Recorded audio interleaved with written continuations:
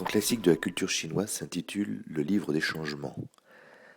Élaboré dans le premier millénaire de notre ère, il est constitué d'hexagrammes, formant une carte des mutations intervenant dans la nature et donc l'humain. Cyril Javary consacre son association Zhou-Yi à son étude et son analyse. Je l'ai rencontré pour une discussion autour de quelques sujets qu'il a illustrés avec l'étude de leur idéogramme. Cyril Javary, né en 1947, est un sinologue non universitaire français. Il étudie le chinois à partir de 1975 à l'université de Vincennes et part séjourner à Taïwan entre 1979 et 1981.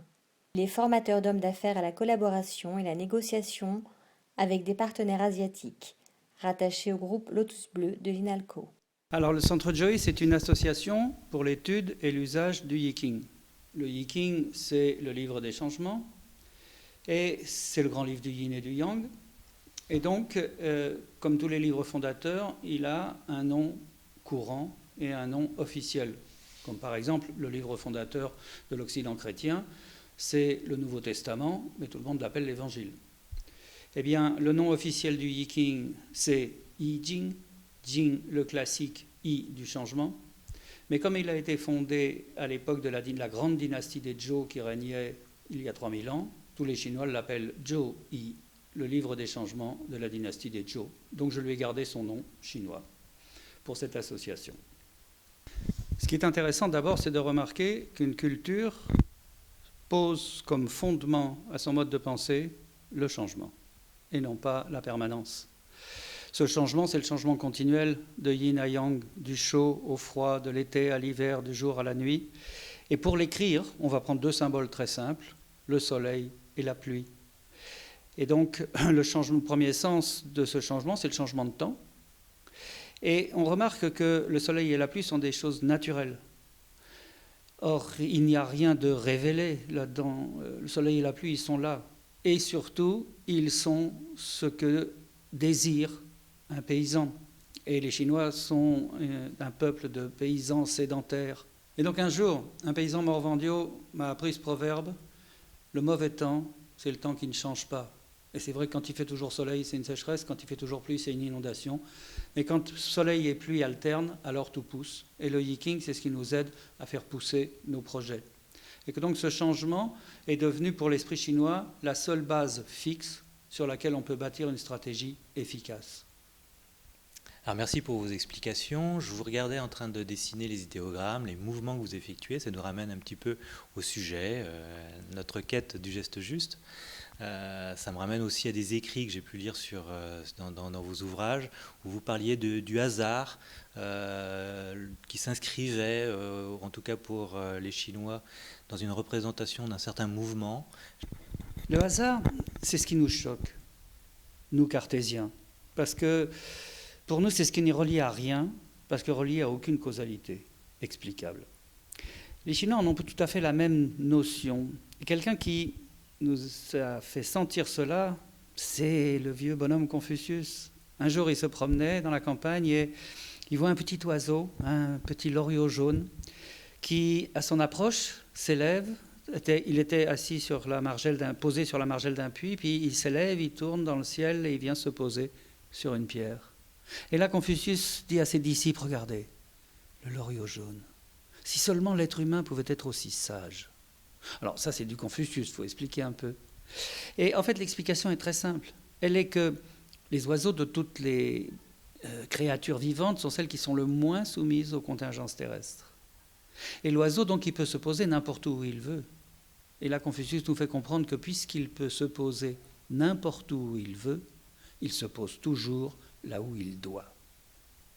Et que si on veut comprendre ça, on n'a qu'à imaginer les gens qui rentrent dans une salle de cinéma quand la salle est complètement vide. Si vous êtes le premier à rentrer dans une salle de cinéma, où est-ce que vous vous mettez ?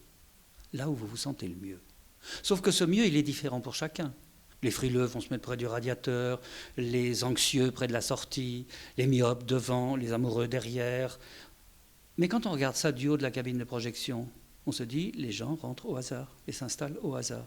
Et qu'en fait, ce que nous appelons hasard, c'est ce que nous n'arrivons pas à comprendre, alors que justement pour les Chinois, le hasard, c'est la forme que prend le flux du Tao quand on lui laisse libre cours. Et c'est l'idée que quand nous sommes pris dans cette contradiction entre le cristal et la fumée, la machine et l'aléatoire, en fait les Chinois nous aident à la résoudre en nous rappelant que le cours des saisons est une loi fixe. Toujours le printemps suit l'hiver, toujours l'été suit le printemps. Mais l'application de cette loi fixe, c'est qu'il n'y a pas 2 années pareilles. De la même façon, les corps humains sont construits tous de la même façon. Nous avons tous le visage construit avec le nez entre les 2 yeux et la bouche sous le nez, et il n'y a pas 2 visages qui se ressemblent. Et que donc, hasard et nécessité ne sont pas contradictoires, ils sont les 2 faces de la même réalité. Et ça, les Chinois l'appellent toujours de la même façon, yin et yang. Yang Sheng. Yang, ça veut dire nourrir. En haut, c'est le mouton. Mais le mouton, il se dit yang en chinois et il évoque la force dynamique du yang. Et en dessous, c'est le signe général de tout ce qui concerne la nourriture. Donc yang, c'est nourrir, élever, produire, augmenter. Sheng, c'est une pousse qui sort d'un arbre qui a déjà quelques branches, c'est-à-dire c'est à ça qu'on peut voir qu'un arbre vit, c'est quand ses bourgeons éclatent. Et donc Sheng, ça veut dire à la fois vivre, naître, et donc Yang Sheng, ça veut dire nourrir le vivre.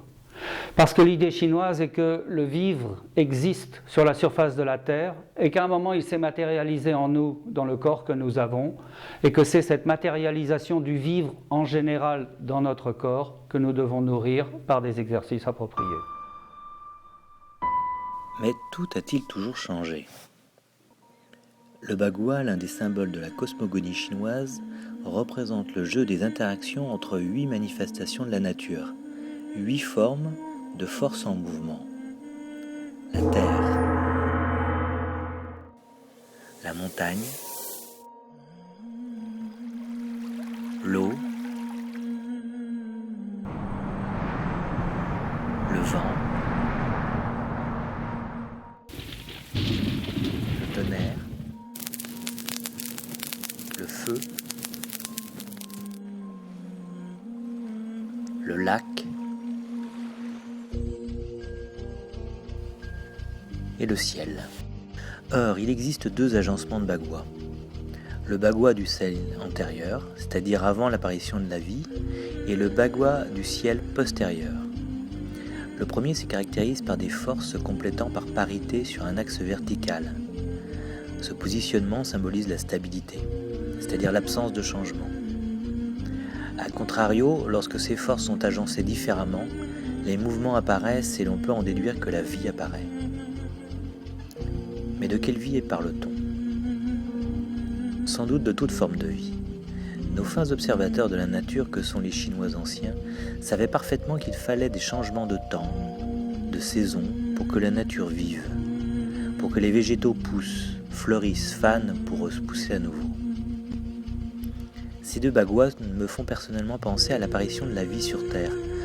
En effet, il y a quelques millénaires, la Terre tournait sur elle-même sur un axe perpendiculaire à l'orbite que forme sa trajectoire autour du Soleil. Le cycle circadien n'était alors accompagné d'aucun changement climatique puisque chaque région à la surface de la Terre gardait le même angle vis-à-vis de la projection de la lumière du Soleil, c'est-à-dire tout au long de l'année. Puis, un météorite est venu frapper la Terre. Dieu jouait-il à la pétanque ce jour-là ? Plusieurs phénomènes se sont alors produits. L'axe de rotation de la Terre a changé de 23 degrés, les climats sont apparus ainsi qu'une répartition différente de la proportion jour-nuit au cours de l'année.